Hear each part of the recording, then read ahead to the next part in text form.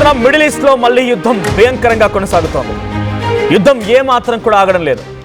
Consecutive గా 13వ రోజు మళ్ళీ యుద్ధం భీకరంగా మారింది. ఇరాన్ పై అమెరికా భయంకరమైన దాడులకు పాల్పడుతోంది. వరుసగా 13వ రోజు కూడా ఇరు దేశాల మధ్య పరస్పరంగా దాడులు జరిగాయి. దక్షిణ ఇరాన్లోని నిఘా టవర్లే లక్ష్యంగా బాంబుల వర్షం కురిపించింది అమెరికా. ఇక యుఎస్ దాడులతో అహ్వాజ్లో భారీ పేలుళ్లు సంభవించాయి. అమెరికా దాడుల్లో బ్రిడ్జీలు వంతెనలు మొత్తం కూడా ధ్వంసమైపోయాయి. హార్మూజ్లో నౌకలపై దాడులు చేస్తే ప్రతీకార దాడులు చేస్తామని ట్రంప్ హెచ్చరించారు. ట్రంప్ వార్నింగ్ ఇచ్చినా కూడా గల్ఫ్ దేశాలపైన ఇరాన్ ఈ రకమైన దాడులు చేస్తుండడంతో అమెరికా ఎయిర్ బేస్ లక్ష్యంగా ఇరాన్ అటాక్ చేస్తుండడంతో వంతెనలు బ్రిడ్జ్లు అన్ని కూడా కుప్పకూలిపోతున్నాయి. సో లాస్ట్ 24 అవర్స్గా లేదా 48 అవర్స్గా జరిగినటువంటి వార్కి సంబంధించి ఒకసారి మీకు అప్డేట్ అందించే ప్రయత్నం చేస్తాను. సో రెడ్ సీ, సో మొదటి నుంచి ఆర్టీవీ మీకు యుద్ధం సమయంలో జరుగుతున్న పరిణామాలు మొత్తాన్ని కూడా కళ్ళకు కట్టినట్టుగా చూపిస్తూనే ఉంది. అక్కడ జరిగినటువంటి అంశాలను చెప్తూనే ఉన్నాం. స్ట్రైట్ ఆఫ్ హార్మూజ్ ఇరాన్ మధ్యలో ఉంటే, గల్ఫ్ కంట్రీస్ మధ్యలో ఉంటే, గల్ఫ్ కంట్రీస్కి కుడివైపుగా ఇరాన్ ఉంటుంది, ఎడమవైపుగా గల్ఫ్ కంట్రీస్లో భాగంగానే ఇవన్నీ ఉంటూ ఉంటాయి. సో లెఫ్ట్ సైడ్లో ఉండేదేమో రెడ్ సీ, రైట్ సైడ్లో ఉండేది స్ట్రైట్ ఆఫ్ హార్మూజ్. సో ఇటు రెడ్ సీ మీదుగా వెళ్ళేటువంటి సౌదీకి సంబంధించిన 2 ఆయిల్ ట్యాంకర్ని హౌతీలు పేల్చేశారట. హౌతీలు ఎవరి సపోర్ట్తో పేల్చారు? ఇరాన్ సపోర్ట్ చేయడం మూలంగానే పేల్చారని అమెరికా భావించి ఇప్పుడు హౌతీలకి మీరు వెపన్స్ ఇచ్చి మరి గల్ఫ్ కంట్రీస్ యొక్క విధ్వంసానికి కారణమవుతున్నారు. రెడ్ సీలో మళ్ళీ ఈ ఆయిల్ ట్యాంకర్ని పేల్చడం ఏంటి అని చెప్పి ఆగ్రహానికి గురైన అమెరికా బందర్ అబ్బాస్లో, కేష్మైలాండ్లో డ్రోన్ లాంచెస్ సైట్స్ పైన, రాడార్ సర్వేలెన్స్ సిస్టమ్స్ పైన, కోస్టల్ మిలిటరీ ఏరియాస్ పైన భయంకరమైనటువంటి దాడులకు తెగబడుతోంది. అమెరికా చేసినటువంటి దాడులకి ఇరాన్ అట్టుడికిపోతోంది. ఇరాన్లో వంతెనలు, బ్రిడ్జిలన్నీ కూడా కుప్పకూలిపోతున్నాయి. సో 2 ఆయిల్ ట్యాంకర్లు సౌదీ నుంచి వచ్చాయి. సో 2 ట్యాంకర్లను కూడా హౌతీలు పేల్చేశారు. So president Donald Trump want that Iran it would face a major military punishment if attacks on shipping continued. ఒకవేళ నౌకలపై అటాక్ని కనుక కొనసాగిస్తే డెఫినెట్గా మేము అంతు తెలుస్తామని ఇరాన్కి ట్రంప్ వార్నింగ్ ఇస్తూనే ఉన్నారు. సో ట్రంప్ వార్నింగ్ని ఎప్పుడైతే ఇరాన్ బేఖాతరు చేసిందో, పట్టించుకోకుండా వదిలేసిందో, ఇక ఇరాన్ మరింతగా ఆందోళనకరమైన వాతావరణం ఎదుర్కొంటోంది. సో వాళ్ళు ఏం చేస్తున్నారు? ఇప్పుడు ఇరాన్ కూడా ఏమాత్రం ఊరుకోవడం లేదు. ఇరాన్ కూడా జార్డాన్ పైన, కువైట్ పైన ఉన్నటువంటి ఆ 2 దేశాల మధ్య ఉన్నటువంటి అమెరికన్ బేసెస్ పైన, మిలిటరీ కమాండెంట్ బేసెస్ కానీ, మిసైల్ లాంచింగ్ సైట్స్ కానీ, బాంబింగ్ క్యాంపెయిన్స్ కానీ, అక్కడ భయంకరమైనటువంటి దాడులతో ఇరాన్ కూడా రెచ్చిపోతుంది. పరస్పరంగా దాడులు జరుగుతూ ఉన్నాయి. సో ఇక్కడ 13వ రోజు ఏంటంటే మీరు ఆశ్చర్యపోవచ్చు. యుద్ధం శాంతి చర్చల నేపథ్యంలో కొన్ని రోజుల పాటుగా ఆగిపోయినా మళ్ళీ రిట్రైవ్ అయ్యి మళ్ళీ తిరిగి యుద్ధం పుంజుకొని 13 రోజులు కావస్తోంది. ఈ 13 రోజుల్లోనే ఇరాన్ భయంకరంగా మళ్ళీ తీవ్రంగా నష్టపోవాల్సి వస్తోంది. ఇన్ని రోజుల వరకు జరిగినటువంటి యుద్ధం ఒక ఎత్తు. ఈ రోజు మీరు కనుక ఒక నౌకపై అటాక్ చేస్తే మీ ఒక ఇన్ఫ్రాస్ట్రక్చర్ని, పవర్ ప్లాంట్ని పేల్చేస్తా. మీరు ఒక నౌకని చిన్నగా టచ్ చేసిన మీ రోడ్లని, బ్రిడ్జెస్ని, రైల్వే స్టేషన్స్ని, ఎయిర్పోర్ట్స్ని పేల్చేస్తానని చెప్పి ట్రంప్ వార్నింగ్ ఇచ్చారు. వార్నింగ్ ఇచ్చినట్టుగానే ఇరాన్ పైన అటాక్ చేస్తూనే ఉన్నారు. సో రెడ్ సీ క్రైసిస్ ఏంటి అని అంటే the attacked Saudi tankers. 2 tankers attack చేసింది ఇరాన్, హౌతీలు అటాక్ చేశారు with the support of Iran. ఏంటవి? ఎన్సిలియా అండ్ లైలా. ఈ 2 నౌకలు సౌదీ నుంచి వస్తూ ఉన్నాయి. రెడ్ సీ దగ్గర రాగానే బాబెల్ మండి దగ్గర ఎప్పుడైతే హౌతీలు కాపు కాసుకొని కూర్చున్నారో ఆ బాబెల్ మండి దగ్గరకు రాగానే ఒకసారిగా ఆ 2 నౌకల్ని బ్లాక్ చేసి రెండింటినీ కూడా పేల్చేస్తారు. ఎన్సిలియా అండ్ లైలా ఈ 2 కూడా పేలిపోయాయి. ఆయిల్ పూర్తిగా కూడా సముద్రంలో కలిసిపోయింది, మొత్తం పూర్తిగా ధ్వంసమైపోయింది. సో ఆ విజువల్స్ మీరు చూస్తూ ఉన్నారు.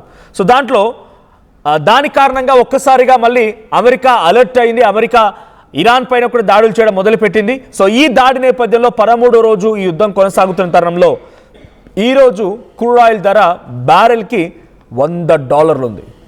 బ్యారెల్కి $100 ఈరోజు ఈ ధర పలుకుతోంది. ఇన్సూరెన్స్ కాస్ట్లు పెరిగిపోతున్నాయి, ట్రాన్సిట్ ఛార్జెస్ పెరిగిపోతున్నాయి, ప్రతిదీ కూడా భయంకరంగా పెరిగిపోతుంది. మళ్ళీ ఒక విధ్వంసకరమైనటువంటి వాతావరణాన్ని ప్రపంచ దేశాలు చవి చూడబోతున్నాయి.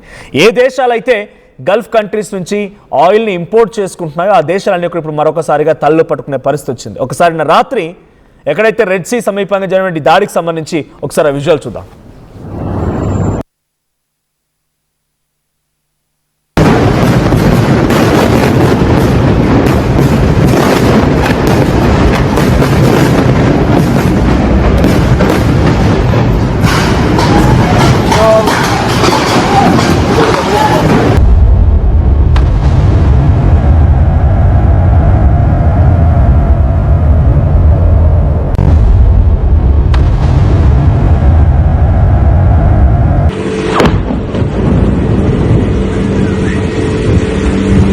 طقوا الشلامشة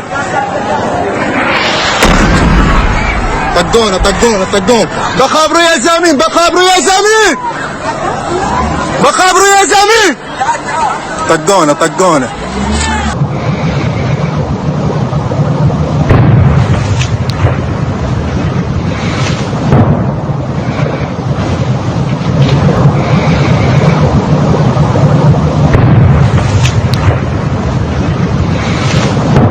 طقوا الشلامشة. రైట్, ఎప్పుడైతే ఇరాన్ ముందుగా హౌతీలకి సపోర్ట్ ఇస్తూ హౌతీలకు మద్దతు ఇచ్చి రెడ్ సీలో ఉన్నటువంటి 2 నౌకల్ని కుప్పకూల్చిందో, ఆయిల్ ట్యాంకర్స్ని పేల్చేసిందో, దానికి ప్రతీకారంగా అమెరికా తీర్చుకున్నటువంటి ఆ దాడి మామూలుగా లేదు. సో ఇరాన్ కూడా ఏమాత్రం తగ్గడం లేదు. ఇరాన్ కూడా జోర్డాన్, కువైట్లో ఉన్నటువంటి అమెరికా బేసెస్ పై అటాక్ చేస్తూనే ఉంది. సో ఇక్కడ ఇంట్రెస్టింగ్గా UN general secretary general Antonio Guterres చెప్పిన మాట ఏంటంటే, the Middle East is teetering on the edge of the unimaginable. చివరి టంచుల్లో కొట్టుమిట్టాడుతోంది మిడిల్ ఈస్ట్ కంట్రీ మొత్తం కూడా, చివరి టంచుల్లో ఉంది. యుద్ధ వాతావరణం మరింత భయంకరంగా పెరుగుతోంది. దేమో నో మోర్ డిఎస్కలేషన్ అంటే యుద్ధాన్ని ఆపేటువంటి ప్రయత్నం ఎవరూ చేయడం లేదు. And no ceasefire agreement has been announced till now. ఎటువంటి యుద్ధాన్ని ఆపేస్తామనేటువంటి ప్రకటన, అనౌన్స్మెంట్, అగ్రిమెంట్ కూడా లేదు. సో ఈ యుద్ధం ఎక్కడి వరకు దారి తీస్తుందో అనే రకంగా ఆయన కూడా ఆందోళన వ్యక్తం చేస్తున్నట్టుగానే ఒక స్టేట్మెంట్ పాస్ చేశారు. The US confirm the death of S Ram Prasad who was killed in Iranian attack. So US ఏం చెప్తోందంటే, ఇరానియన్ అటాక్ కారణంగా అక్కడ ఒక ఆర్మీ సంబంధించినటువంటి ఒక సుపీరియర్ ఆఫీసర్ కూడా చనిపోయారంట. యుఎస్కి సంబంధించినటువంటి ఆర్మీ సుపీరియర్ ఆఫీస్ కూడా ఒకరు చనిపోయారు. సో దానికి సంబంధించి యుఎస్ కూడా కన్ఫర్మ్ చేసింది, ఇరాన్ అటాక్స్ మూలంగానే ఈ మరణం సంభవించిందని అఫీషియల్గా అనౌన్స్మెంట్ చేశారు. Iran has not released A comprehensive casual figure from the latest strikes of US strikes. So US మాత్రం ఇరాన్ పై చేసిన అటాక్ కారణంగా ఇరాన్లో ఎటువంటి విధ్వంసకర పరిస్థితుల్లో, ఇరాన్లో మరణాలకు సంబంధించిన విషయం పైన మాత్రం ఇరాన్ ఎటువంటి అఫీషియల్ అనౌన్స్మెంట్ అనేది చేయలేదు. కానీ అమెరికా మాత్రం ఒక మరణం జరిగిందన్నట్టుగా కన్ఫర్మ్ చేస్తోంది. సో ఇటు యుఎస్ కంటిన్యూస్గా ఎయిర్ స్ట్రైక్స్కి పాల్పడుతోంది మిలిటరీ ఇన్ఫ్రాస్ట్రక్చర్ పైన. ఇరాన్ కూడా రిటిలియేట్ అవుతోంది. ఆ రీజియన్ మొత్తం కూడా ఎక్కడెక్కడ నౌకలు నిలిచిపోయాయి, రాకపోకలకు తీవ్రమైన అంతరాయం కలుగుతోంది. ఇటువైపు నుంచి రాకపోకలు, ఇంపోర్ట్ అండ్ ఎక్స్పోర్ట్ లేకపోవడం మూలంగా చాలా ఆందోళనకరమైన వాతావరణం అయితే నెలకొంది. ఎటు చూసినా ఒక భయానకమైన వాతావరణం అయితే కనబడుతోంది. ఎటు చూసినా యుద్ధ మేఘాలు కమ్ముకొని మళ్ళీ ఏ వైపు నుంచి నిప్పులు కక్కుతూ ఏ మిసైల్, డ్రోన్ వచ్చి పడిపోతున్న భయం అయితే ఇరువైపులా ఉంది. మరి గల్ఫ్ కంట్రీస్ పైన ఇరాన్ ఇంకా అటాక్ కొనసాగిస్తుంది కాబట్టి అమెరికా దీన్ని ఏ రకంగా ఇంకా ముందుకు తీసుకెళ్తుంది, ఈ యుద్ధం ఇంకా ఎన్ని సంవత్సరాల పాటుగా, ఎన్ని దశాబ్దాల పాటుగా జరుగుతుందో చూడాల్సిన అవసరం అయితే. ఎందుకంటే సీజ్ ఫైర్ అండర్స్టాండింగ్ పేరుతో 60 రోజుల పాటుగా చర్చించుకుందామని షేక్ హ్యాండ్ ఇచ్చుకొని కలిసిపోయి స్విట్జర్లాండ్లో చర్చకు కూర్చున్న తర్వాత కూడా యుద్ధం మరింత తీవ్రతరంగా మారింది అన్నప్పుడు ఇక ఈ యుద్ధం ఎన్ని రోజుల వరకు కొనసాగుతుంది అనేది బిగ్గెస్ట్ ఒక ఆందోళన కలిగించే విషయంగా ఉంది. చూద్దాం మరి ఏం జరిగిద్దో.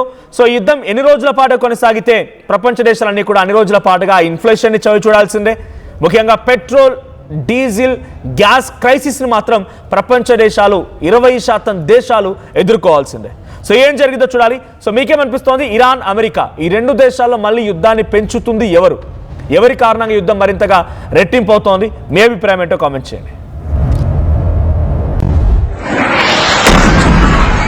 طقونا بخابروا يا زمين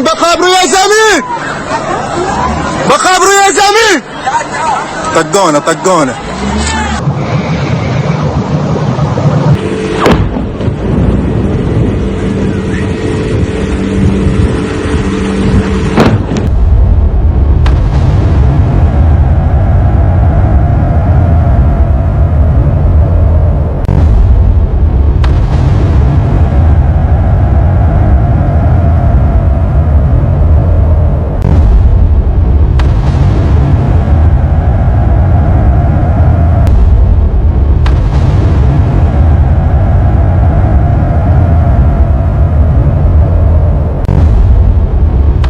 ఎప్పటికప్పుడు నయా న్యూ ట్రెండ్ ని మనకు అందిస్తూ అప్పుడు ఇప్పుడు ఎప్పుడైనా మనందరి చాయిస్ కిసాన్ ఫ్యాషన్ మాల్ వచ్చేస్తుంది మన ఈసీఎల్ కి జూలై 24న గొప్ప ప్రారంభం.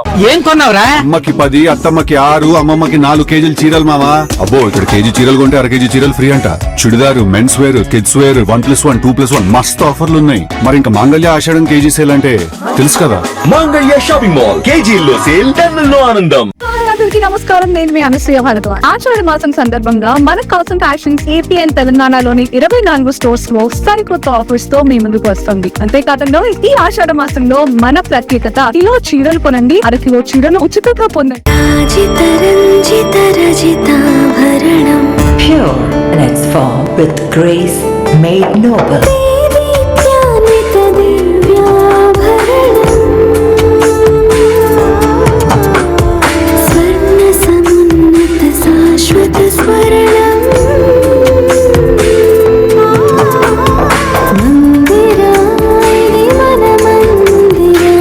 Mandira Premium Silver Jewelry by Manipali. I'm Rishabh, a digital marketing strategist and a football player. I refuse to be one. At Anurag University, be everyone you dream to be. Tournament కి ముందు paint ఎలా చేస్తాం?